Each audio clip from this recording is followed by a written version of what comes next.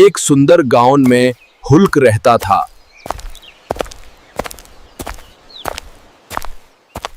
मैं हल्क हूं, मैं बहुत ताकतवर हूं, लेकिन मुझे बहुत जल्दी गुस्सा आ जाता है।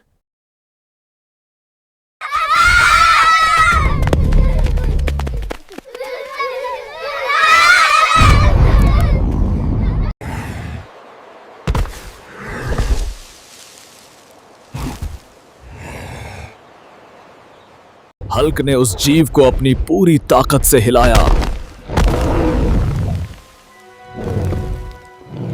मैं इस दरख्त को गिरा रहा हूं।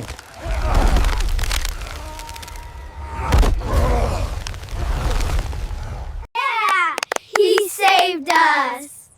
Hulk is the best. Hooray for Hulk! अगर आपको ये कहानी अच्छी लगी हो तो प्लीज चैनल को सब्सक्राइब करो।